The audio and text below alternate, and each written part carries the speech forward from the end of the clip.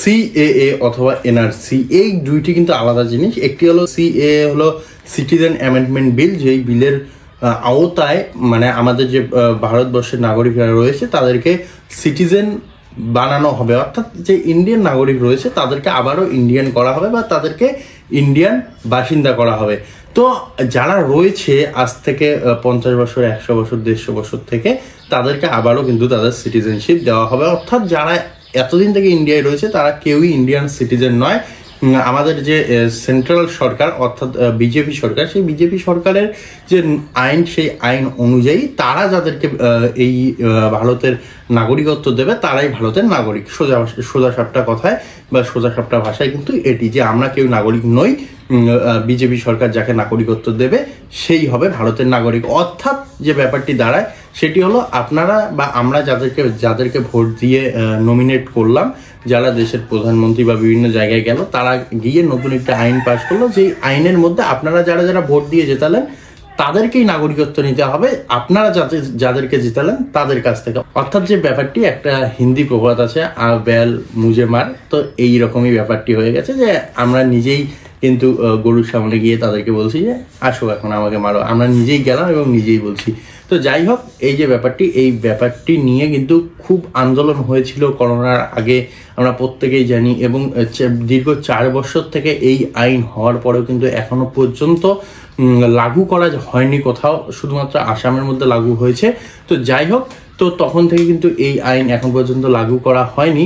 তো পশ্চিমবঙ্গকে মেন হাতিয়ার বানাচ্ছে বিজেপি সরকার, কারণ তারা জানে পশ্চিমবঙ্গের মধ্যে তাদের ক্ষমতা নেই বা পশ্চিমবঙ্গের মধ্যে তারা ক্ষমতায় আসতে পারছে না, সেই কারণে পশ্চিমবঙ্গের মধ্যেই সবসময় হানা দেওয়ার চেষ্টা করছে। এবং এর যে ফলস্বরূপ আমরা দেখতে পাচ্ছি যে আধার কার্ডকে বাতিল করা হচ্ছে।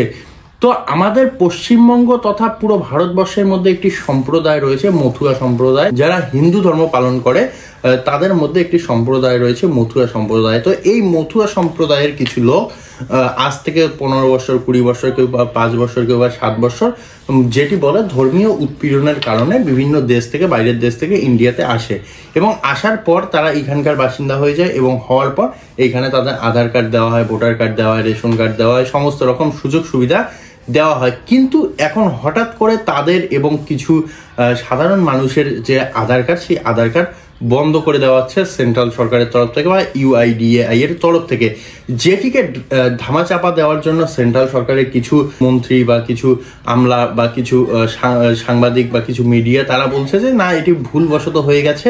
তো এটি কিন্তু কোনোভাবেই ভুল নয়। একটি চিঠি পাঠানো, একজনকে চিঠি পাঠানো বা 10 জনকে চিঠি পাঠানো বা 50 জনকে চিঠি পাঠানো কিন্তু কখনোই ভুল হতে পারে না। তো অবশ্যই চিঠি পাঠানো হয়েছে প্রত্যেকের বাড়িতে বাড়িতে। তোমরা চিঠিটি দেখতেই পাচ্ছ, উপরে যে স্ক্রিনে কিন্তু রয়েছে বা সাইডে স্ক্রিনে রয়েছে, তোমরা সেই চিঠিটি দেখতেই পাচ্ছ, যে এখানে পরিষ্কারভাবে একদম ক্লিয়ারলি বলে দেওয়া হচ্ছে 28 ধারার আওতায় আপনাদের যে আধার কার্ড, সেই আধার কার্ডকে ডিঅ্যাক্টিভেট করা হয়েছে, এবং আধার কার্ড ডিঅ্যাক্টিভেটের কারণে সমস্ত ডকুমেন্ট ডিঅ্যাক্টিভেট হয়ে গেছে, যেমন bank account, voter card, ration card, Swasthya Sathi card বা বিভিন্ন রকম যে আমাদের যে এডুকেশনাল ডকুমেন্টগুলো রয়েছে, সমস্ত কিছুর সঙ্গেই আধার কার্ড যেহেতু লিঙ্ক রয়েছে, সেই কারণে আমাদের সমস্ত ডকুমেন্ট কিন্তু ডিঅ্যাক্টিভেট হয়ে গেছে আমরা বলতে পারি। তো ডিঅ্যাক্টিভেট হওয়ার কারণে সাধারণ মানুষ বিভিন্ন রকম সমস্যার মধ্যে পড়ছে, আর এনারা রাজনীতি করতে একদমই ছাড়ছেন না, একদমই ছাড় দিচ্ছে না। তারা বলছে যে ভুলবশত হয়ে গেছে, 2-1 দিনের মধ্যে ঠিক করে দেবো, এটা করবো, হ্যান করবো, ত্যান করবো।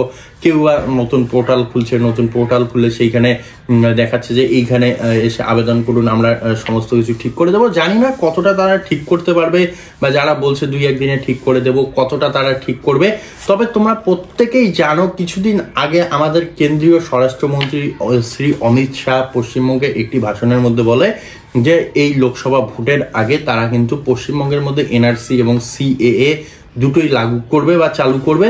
তো তার ফলস্বরূপ আমি পার্সোনাল ওপিনিয়ন, আমার পার্সোনাল কথা, পার্সোনাল মত প্রকাশ করছি এখানে, আমি কারো কথাই বলছি না, আমার পার্সোনাল মত প্রকাশ করছি। তো আমার পার্সোনাল মতে যে সিএএ চালু করার যে প্রথম স্টেপ, সেই প্রথম স্টেপ কিন্তু অনেকদিন আগের থেকেই চলছিল, কিন্তু এইটি হলো সব থেকে বড় স্টেপ।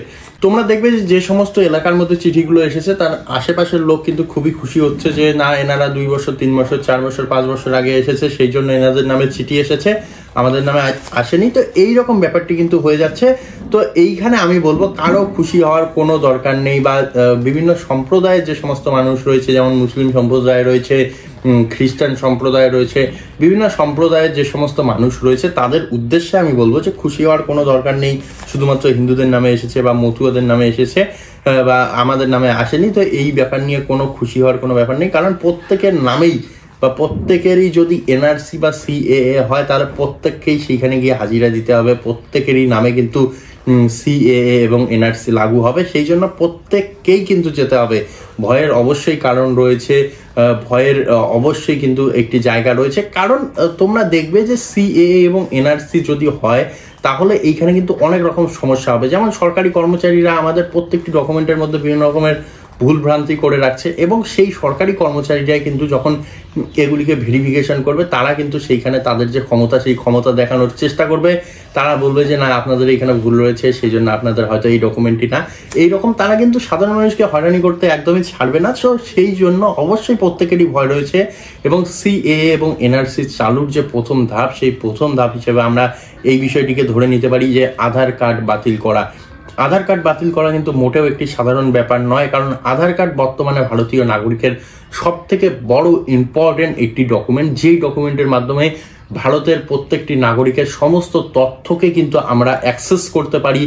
সমস্ত তথ্য, সমস্ত যে ডকুমেন্ট, সমস্ত ডকুমেন্টকে অ্যাক্সেস করার একমাত্র মাধ্যম হলো আধার কার্ড, এবং সেই আধার কার্ডকেই ডিঅ্যাক্টিভেট করা হচ্ছে। তাই নেতারা যতই ভাষণ দেখ, তাই বিভিন্ন রাজনৈতিক নেতারা যতই আপনাদেরকে আশ্বস্ত করুক বা আপনাদের বলুক যে আপনাদের ভয় নেই, আমি বলবো, পার্সোনালি বলবো আপনাদের ভয় আছে, প্রত্যেকেরই ভয় আছে। তাই যত তাড়াতাড়ি সম্ভব এই সমস্যাগুলোর সমাধান করুন। যার নামে চিঠি এসেছে তারা কি করে সমস্যা সমাধান করবেন সেই বিষয় নিয়ে ভিডিও রয়েছে, ভিডিও দেখুন।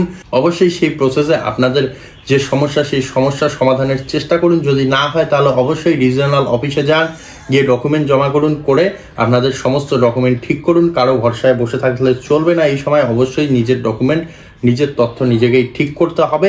এবং অবশ্যই এনআরসি এবং সিএএ শুরু হলে কিন্তু প্রত্যেককেই সমস্যার মুখে পড়তে হবে। তাই এই বিষয়টিকে যতটা পারবেন এড়িয়ে চলবেন, বা এই বিষয়টি সমর্থন করার কেউ চেষ্টা করবেন না, এই বিষয়টিকে সবাই এড়িয়ে চলার চেষ্টা করবেন। কারণ যদি আসামের দিকে লক্ষ্য করেন তাহলেই বুঝতে পারবেন, বা যেখানে সিএ বা এনআরসি হয়েছে সেই জায়গাটি যদি লক্ষ্য করেন বুঝতে পারবেন। এবং সিএএ এনআরসি যদি হয় তাহলে অবশ্যই প্রত্যেকেরই সমস্যার সম্মুখীন হতে হবে।